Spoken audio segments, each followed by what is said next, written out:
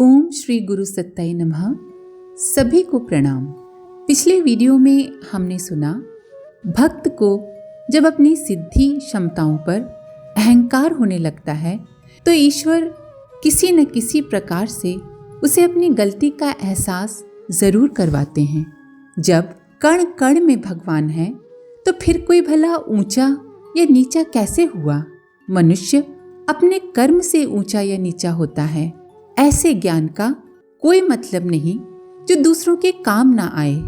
भगवान की दृष्टि में वही सच्चा भक्त है जो दूसरों के कष्ट बटाए और अपना सुख, अपनी खुशियां दूसरों के साथ बांटे, भले ही वो पूजा अर्चना नहीं कर पाए। मनुष्य को अपना कर्तव्य पूरी ईमानदारी से निभाना चाहिए, चाहे परिस्थितियां प्रतिकूल ही क्यों न हो। अपना धर्म निभाकर फिर सब कुछ ईश्वर पर छोड़ देना चाहिए। आइए इसी क्रम को आगे बढ़ाते हैं। छोटों को बड़ों की सहायता अपेक्षित होती है। आत्मा से वरिष्ठ केवल परमात्मा है। उसी के साथ घनिष्ठता जोड़ने, संतुष्ट करने और अनुकंपा अर्जित करने की बात सोचनी चाहिए। जिस प्रकार पूर्व में ऋषि ने कहा, आत्मबल का पूरक परमात्म बल है, उसी प्रकार यहाँ भी इसी तथ्य को और भी अधिक स्पष्ट करते हुए वे कहते हैं कि मनुष्य सहायता का पात्र है तो भी मात्र अपने से वरिष्ठ परमात्म सत्ता से।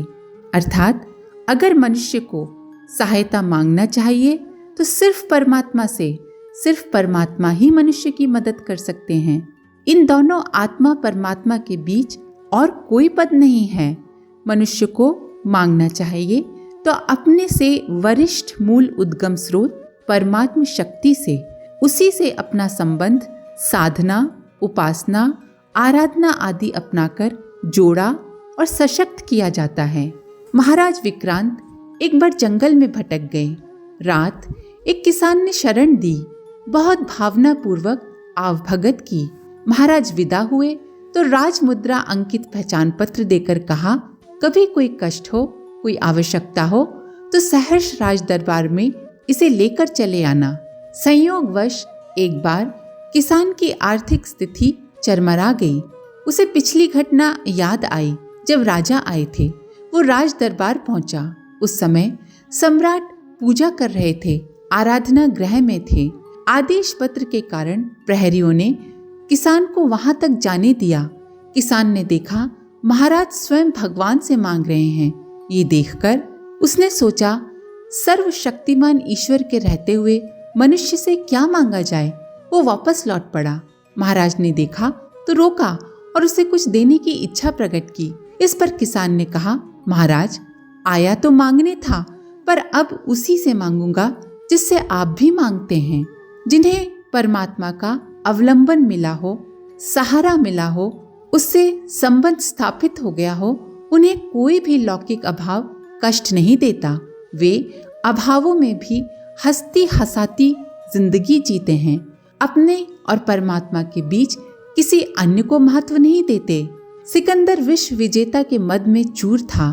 भारत में उसने संतों की महत्ता व उन्हें प्राप्त सिद्धियों के विषय में खूब सुना था। जहाँ उसका डेरा लगा था उसके समीप ही एक साधु की झोंपड़ी थी। उनकी ख्याति सुनकर वो वहां पहुंचा। चेहरे पर छाई तेजस्विता से प्रभावित हुआ, पर देखा कि उनके पास पहनने को वस्त्र नहीं है, रहने को ठीक स्थान नहीं है। धन के गर्व में मदमस्त हो वो बोल उठा, महाराज मैं आपकी क्या सेवा कर सकता हूँ? संत ने कहा, अरे तू क्या सहायता करेगा? मेरा तो एकमात्र आश्रयदाता परमपिता परमात्मा है। कृपा करनी है तो बस इतनी कर कि मेरे लिए धूप छोड़ दे जिसके मार्ग में तू खड़ा है। संत की निस्पृहता से प्रभावित सिकंदर मौन हो लौट गया। एक राजा ने संत की ख्याति सुनी। नदी किनारे दर्शन के लिए पहुंचे। देखा तो संत के शरीर पर वस्त्र नाम मात्र के थे। जो भी थे वे फटे हुए थे। सोचा कुछ सहयोग करना चाहिए। संत से बोले, महात्मा आप कहें तो आपके लिए इतने धन की व्यवस्था कर दूं ताकि आपका काम चलता रहे। संत मुस्कुराए और बोले, आप जो देना चाहते हैं वो पाना होता तो मैं उसके लिए कुछ करता और पा लेता। अब तो मुझे जो चाहिए वो परमात्मा ही दे सकता है, वो आप नहीं दे सकते। प्रख्यात विभूति हातिम परदेश जाने लगे तो अपनी पत्नी से पूछ बैठे, तुम्हारे लिए खाने पीने का कितना सामान रख जाऊं? जितनी मेरी आयु हो, कहकर पत्नी हंस पड़ी।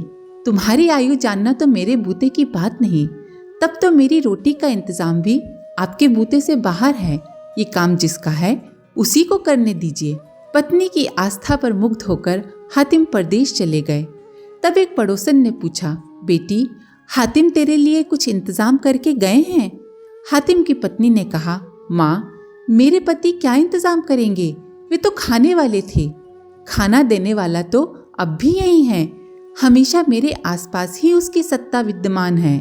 प्राणियों को तो देने की सेवा साधना करते हुए उनसे वरिष्ठ ही बनना चाहिए। ईश्वर से पाना और प्राणियों को बांटना, इसी में सच्ची संपन्नता, समर्थता एवं जीवन की सार्थकता है। मनुष्य को जिस प्रकार अपने वरिष्ठ परम पिता से अनुदान मिलते हैं, उसी प्रकार उसे भी अपने को मिला हुआ वैभव, साधन, गुण रूपी संपदा को अपने पास संचित न रख निरंतर दूसरों को बांटते रहना चाहिए। वरिष्ठ बनने की पहली शर्त यही है कि अपने को जो मिला उसे दूसरों को बांटा कि नहीं। जो देने की उदारता दिखाता है वो पाता भी है। बादल समुद्र से भाप बनकर उठते हैं और उस जल को वापस पृथ्वी को लौटा देते हैं। अगर वे उसे अपने पास ही रखे रहते तो सृष्टि का संतुलन ही नष्ट हो जाता। कुएं ने शिकायत करते हुए समुद्र से कहा, पिताजी सभी नदी नाले आपके घर में जगह पाते हैं, आप प्रेम पूर्वक उन्हें अपने घर में स्थान देते हैं, मुझसे ही पक्षपात क्यों?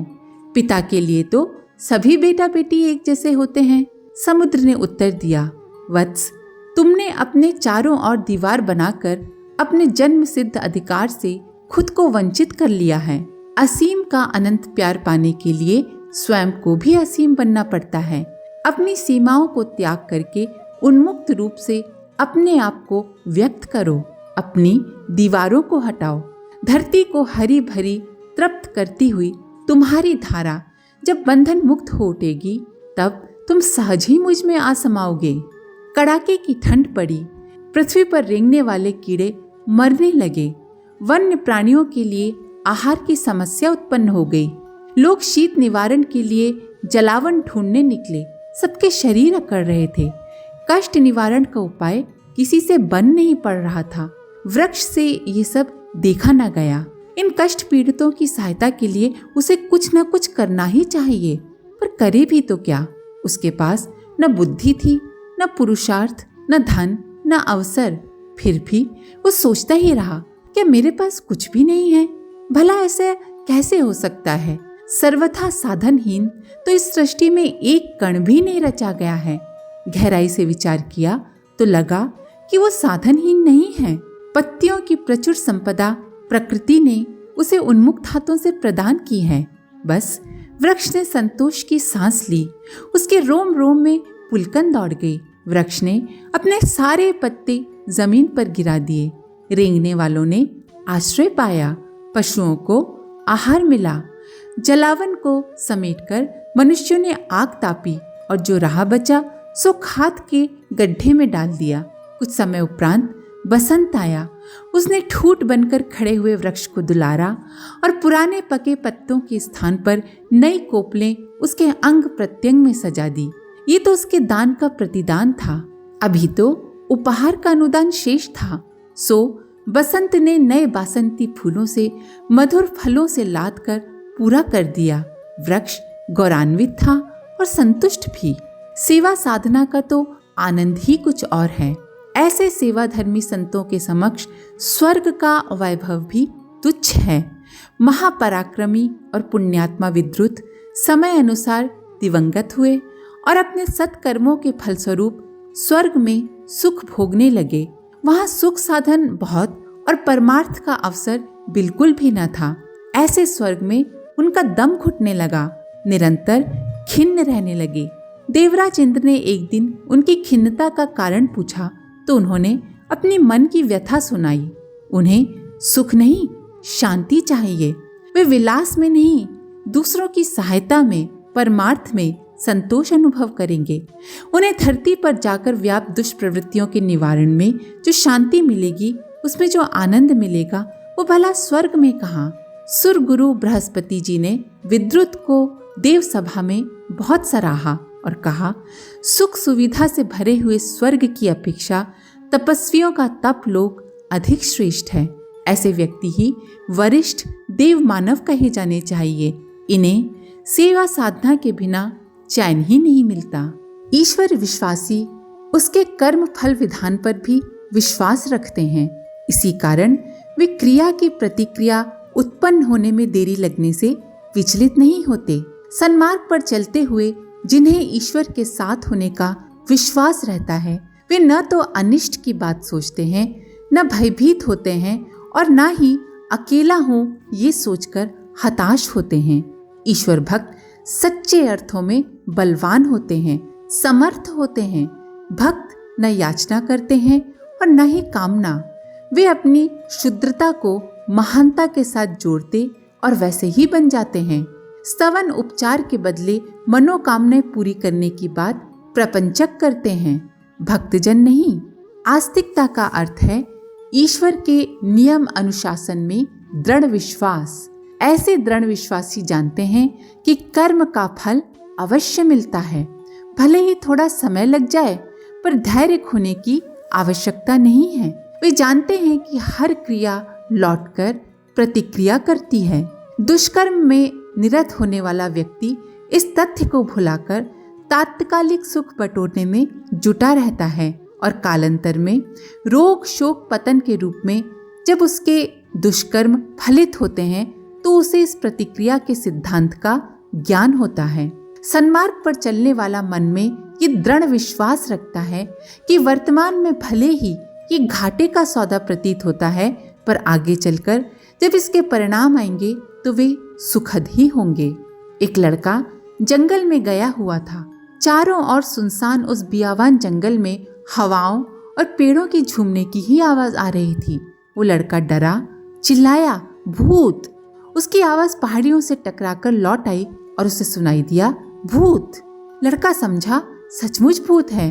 अब की बार उसने मुट्ठियां कसी और जोर से चिल्लाया, तू मुझे खाएगा। पहाड़ों से टकराकर उसकी आवाज फिर लौट आई और उसने यही समझा कि भूत मुझसे पूछ रहा है। तब वो बोला, हाँ मैं तुझे खाऊंगा।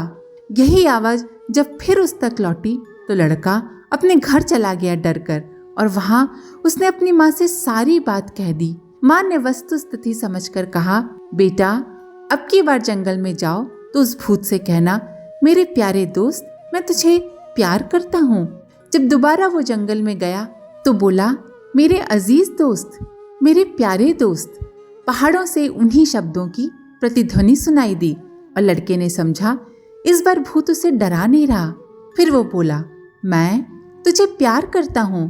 पहाड़ों से यही बात टकराकर लौटी तो लड़का खुशी से नाच उठा। कहने का अर्थ है, जो दोगे वही मिलेगा। अच्छा करोगे अच्छा मिलेगा, बुरा करोगी बुरा मिलेगा। हो सकता है कुछ दिनों बाद मिले, कुछ वर्षों बाद मिले, कुछ जन्मों बाद मिले, पर मिलेगा अवश्य। दया, दंड और अनुदान मनुष्य को ईश्वर से जो कुछ भी मिलता है वो मनुष्य के प्रारब्ध कर्म का ही फल होता है। कौरवों की राजसभा लगी हुई थी। एक और कोने में पांडव बैठे थे। दुर्योधन की आज्ञा पाकर दुशासन उठा और द्रौपदी को घसीटता हुआ राजसभा में ले आया। द्रौपदी अपने साथ होने वाले अपमान से दुखी हो उठी। द्रौपदी ने सभा में उपस्थित सभी राजा महाराजाओं पितामहों को रक्षा के लिए पुकारा, किंतु दुर्योधन के भय से उसका नमक खाकर जीने वाले भला क्या कुछ कहते, भला कैसे उठते। द्रौपदी ने ईश्वर को पुकारा। अंतर्यामी खटखटवासी कृष्ण दौड़े चले आए, द्रौपदी को दर्शन दिया और कहा, किसी को वस्त्र दिया हो तो याद करो। द्रौपदी को एक बात याद आई और बोली, भगवान एक बार पानी भरने गई थी तो तपस्या करते ऋषि की लंगोटी नदी में बह गई। तब मैंने अपनी धोती में से आधी फाड़कर उन्हें दे दी थी। भगवान ने कहा, द्रौपदी अब चिंता मत करो, तुम्हारी रक्षा हो जाएगी। और जितनी साड़ी दुशासन खींचता गया वो उतनी ही बढ़ती गई। दुशासन हार कर बैठ गया, किंतु साड़ी का छोर उसके हाथों नहीं आया। एक प्रसिद्ध संत मृत्यु के उपरांत स्वर्गलोक पहुंचे। वहां द्वार पर चित्रगुप्त अपने हिसाब की बहिया लेकर बैठे थे। उन्होंने साधु का नाम पता ठिकाना पूछा। इस पर साधु गर्व सहित बोले, अरे क्या आप नहीं जानते कि मैं धरती का प्रसिद्ध संत हूँ? आपने जीवन में क्या किया है? चित्रगुप्त ने पूछा। मैं जीवन के प्रारंभिक आधे भाग में तो लोगों से प्रेम करता रहा और दुनियादारी के चक्कर में डूबा रहा। जीवन के अंतिम आधे भाग में मैं सब कुछ छोड़कर जंगल चला गया, तपस्या की और पुण्य लाभ किया। चित्रगुप्त बोले, भाई तुम्हारे पुण्य तो जीवन के प्रारंभिक भाग में ही हुए हैं, पिछले भाग में तो कुछ भी नहीं है। संत ने कहा, अरे ये तो उल्टी बात है। प्रारंभिक जीवन तो मैंने संसार से प्रेम करने में बिताया, जब तक हो सका सबकी सहायता की, लेकिन अंतिम जीवन में एकांत में रहकर परमात्मा की आराधना, तपस्या की।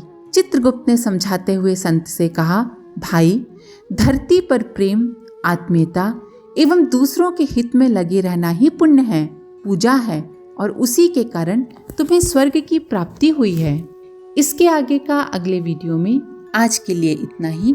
अपने विचार कमेंट बॉक्स में जरूर लिखें। आप सभी का धन्यवाद। ओम शांति। हमारे YouTube चैनल को सब्सक्राइब करें और बेल आइकन को दबाकर ऑल पर क्लिक करें ताकि आने वाले सभी वीडियोस की नोटिफिकेशन आपको मिलती रहे।